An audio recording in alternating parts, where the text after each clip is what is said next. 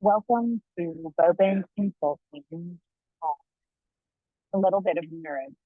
We are so excited you are here today to join us to learn a little bit about how your child's brain works and what is going on when your child is having a meltdown or shutting you out or blowing up or not talking to you. And hopefully these will give you some tips and tricks to help you figure out exactly what you want to do and who you want to do. Today, we're going to be taking information from two books, one by Dr. Daniel Siegel, The Whole Brain Child, and the second one by Dr. Judy Willis, um, uh, who does a lot of work with education. And so we're talking a little bit about Daniel Siegel and Tina Payne Bryson's book, The Whole Brain Child. I highly recommend it if you're interested at all in diving a little bit deeper after today's what is your child. Some of the topics in this book are when you think about just parenting in particular with your child's brain in mind. And things like integrating the left and right brain.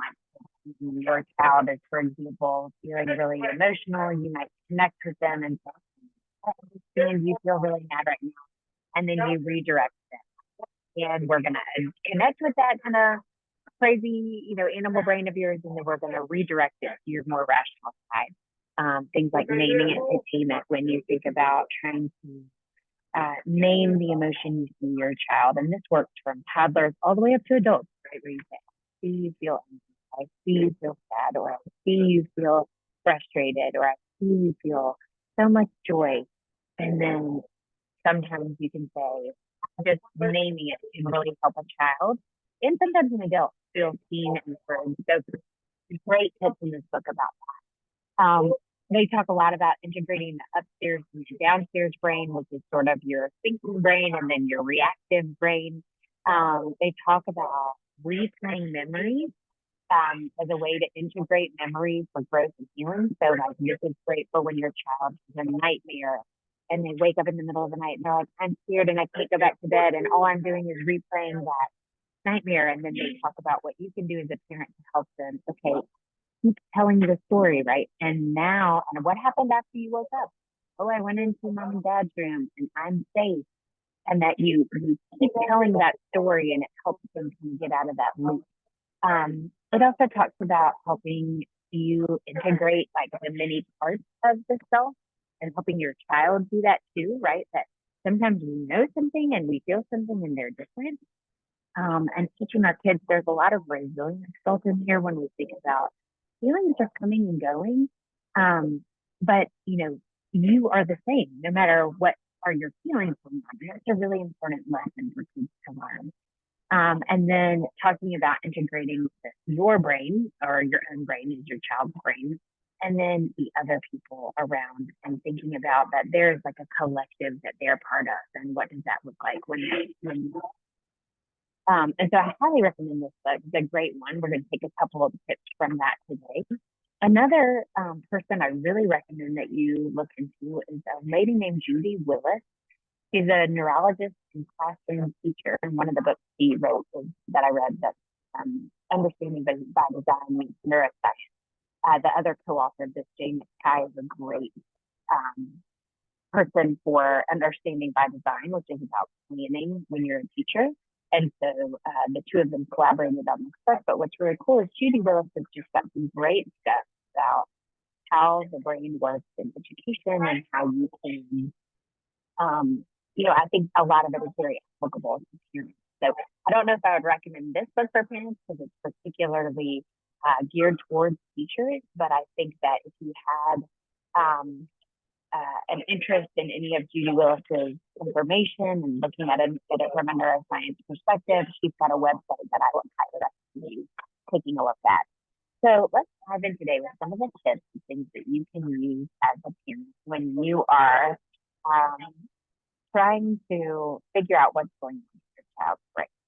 So the first thing that I think is really helpful, that when I learned this both as a teacher and as a parent, I thought, wow, I'm so glad I know this now because it really helps me understand my child in a new way. In our brains, there's this little piece. If you look down at that diagram of the brain, there's this little piece in your brain called the reticular activating system.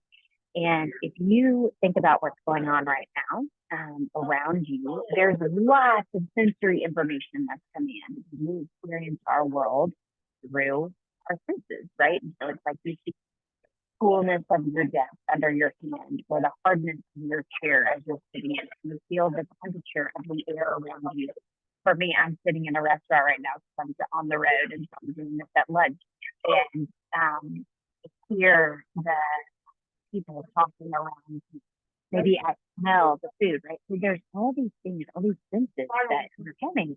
And if your brain didn't have the reticular activating system, you would be completely overwhelmed because there's so much information coming in all at once. But what the reticular activating system does, or the RAS, which is what I'll call it now, it's like a little bouncer. It decides, and this is involuntary. You don't choose it. It decides for you what information is going to go in and what information is not going to go in. And if you think about it, if things are not getting in, they're not getting into your memory. This is why when you're like, I told you this 1,000 times, and your kids look at you like, I don't know. It's like maybe it didn't get past that first bouncer.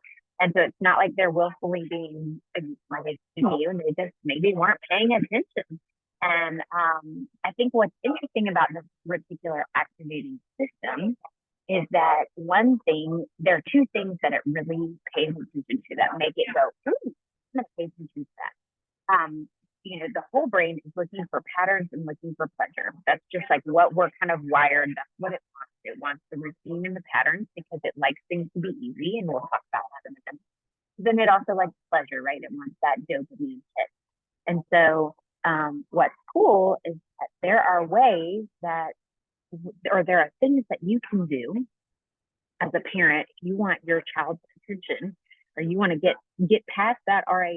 You want the information or whatever you're talking about to go in. You want it to get in that brain.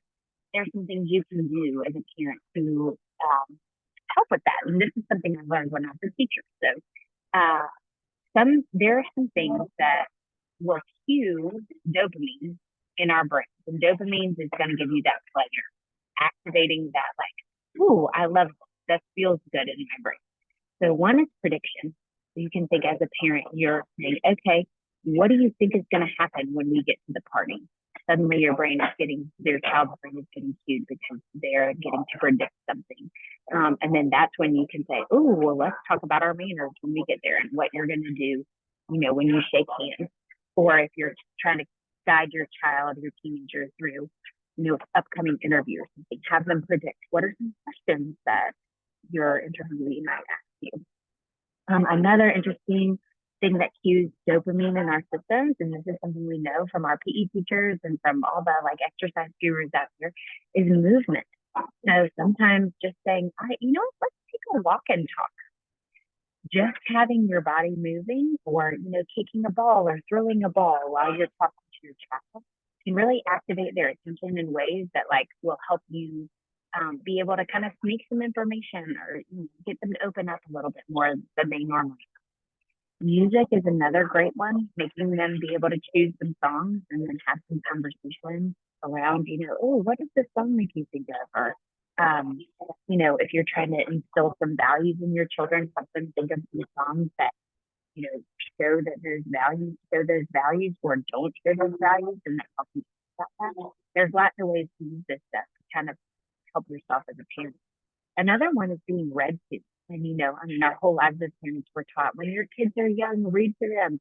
But it's not just when they're young. Imagine books on paper, such a great way to, cue your children's attention. Our kids, I don't know about y'all, but my kids will pay so much attention to a book on taking the car. We've got a little bit of a longer drive to school.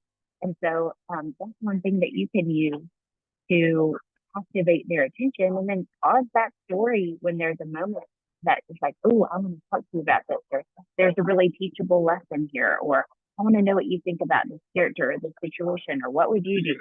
There's great ways to connect with your kids when their attention is really activated. Humor and novelty are two ways that our children the RAS just automatically like opens that up. And they're paying attention. If it's humor, if it's new, if it's something that you've never done before, their attention is skewed for that. Same thing with giving them choices. If you think about things like, okay, would you rather do this or this? Or hey, within the boundaries that are acceptable to me, here is your choice. And then our last one is when they interact with their peers, they're really paying attention. And you guys can know this, right? As parents, it's like you can't get them to listen to you, but the minute that they're with their group of friends, they know everything that they talked about. And so, you can think about how as a parent, you might use those interactions with peers, like, all right, let's have a play date. And then during the play date, during lunch, I'm going to be able to connect with you guys in a better way than I was before. So a second thing that is helpful to know as parents is a little bit about the limbic system, which that is, if you look at the picture of the brain, the amygdala is this little almond-shaped, small little part of the brain that has such a huge impact on our lives and our children's lives, particularly when they're toddlers, but also teenagers. And then if we think about, we've had some adults who don't really know how to manage their emotions, and that's all due to that limbic system.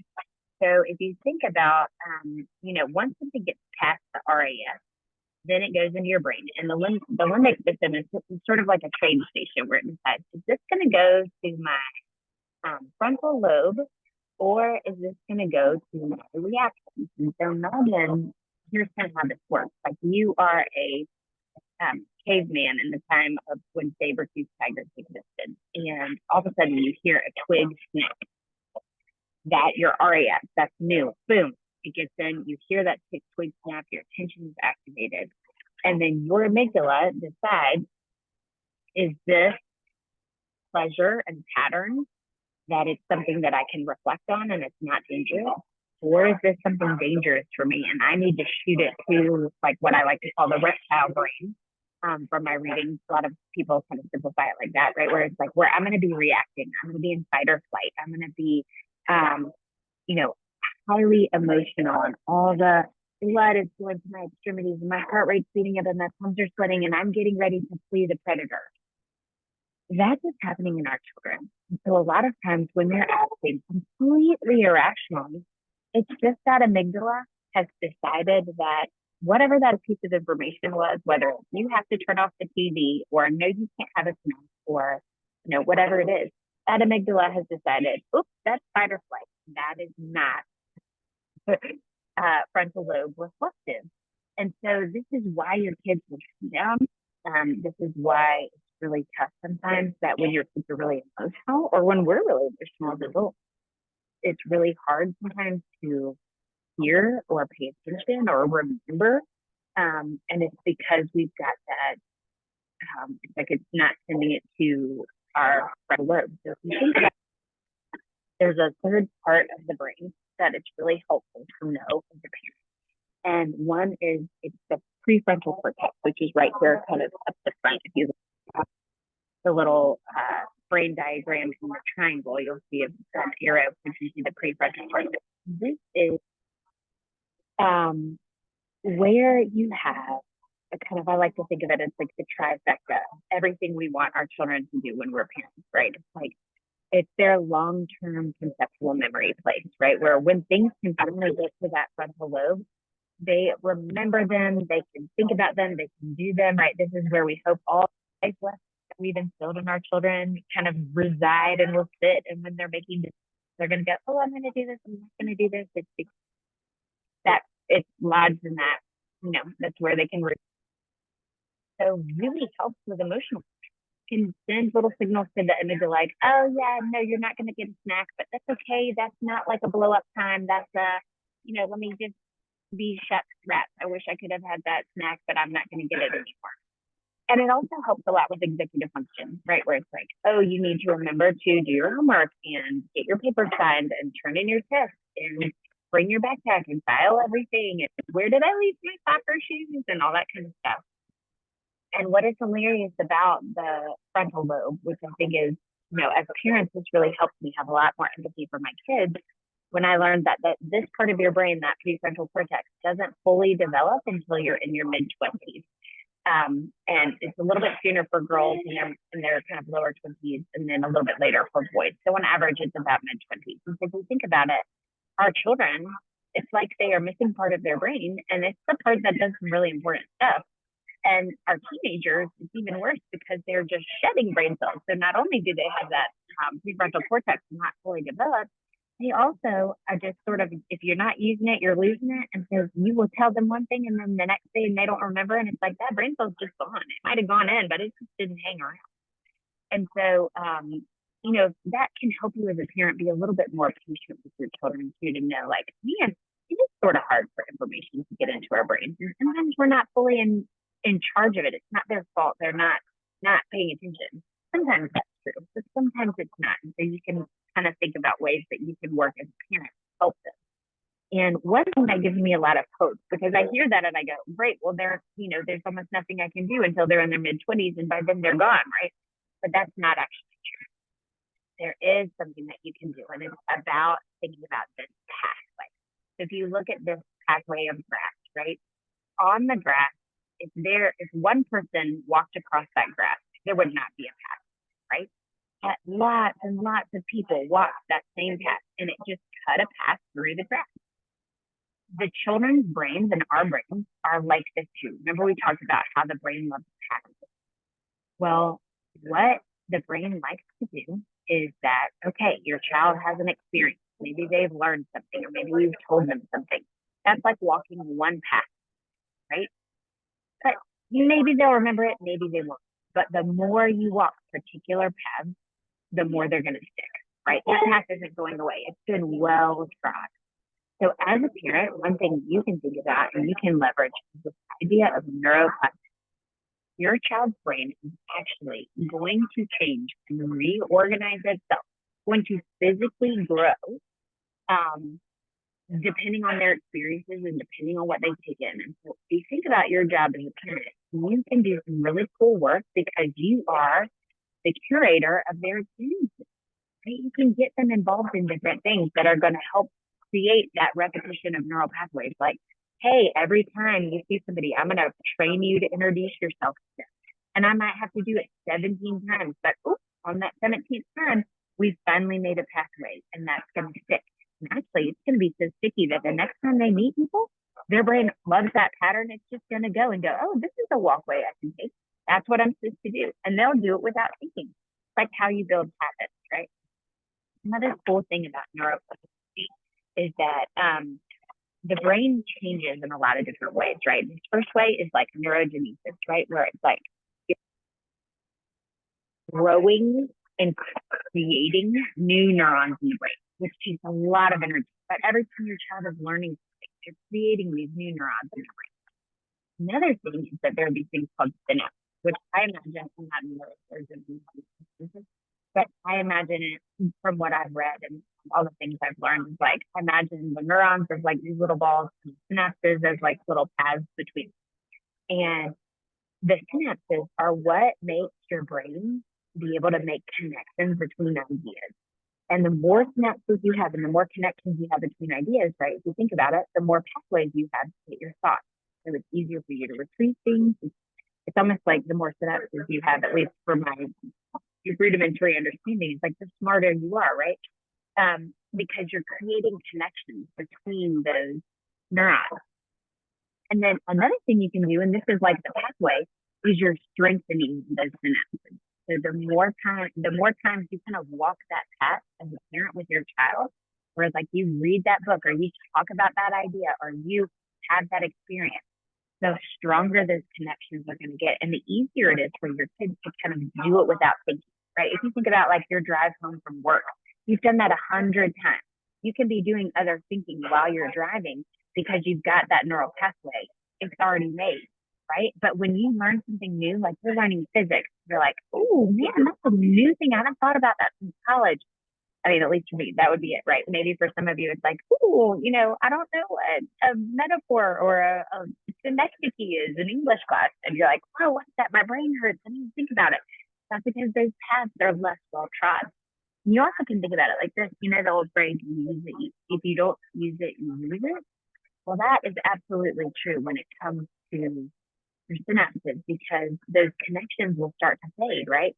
Your brain is lazy. It wants to take the easy way. And if those paths start to get overgrown by other stuff, or they're not used, and so they kind of start to fade away. It's why I used to be able to speak French in high school, and now I kind of struggle a little bit, right? But if I started to strengthen those neural pathways again and have experiences talking in French, suddenly I'm like, oh, it's coming back. I'm remembering, right? I'm clearing those pathways a little bit. And so you might think about, as a parent, okay, what does this mean? Let's go back and review this. The first thing is that sometimes when it feels like your kids are not paying attention, they're not. And it's not necessarily their fault. You need to get their attention. You've got to have some ways to get past that RAS now. The second thing you've got to think about is knowing when your child's limbic system is just kind of switching it out and going, nope, I'm in fight or flight. Your child is not going to learn anything. They are not going to retain anything. They are in survival mode when their emotions are big. So the first thing as a parent you do, you can't get queued up. You can't get amped up. You've got to tone it down and say, hey, you know what? We're having a moment. This is big, or you feel like this. Let's tone it down a little bit. Let's wait a minute. And then we'll come back and talk when we're very calm. That is a great time. There's great times when the amygdala is going to just automatically not be as worried or as like sensitive before bed. No matter how old your child is, it's a great time because they're kind of calm and open. And you've had some good maybe routines around bedtime where it's a very calm time. It's a great place to connect with your kids. So that you can think about that. The third thing we talked about today is that prefrontal cortex and how hard it can be to really get things into that. And sometimes it's not even fully developed, or it's like, oh man, they're just not good at this yet.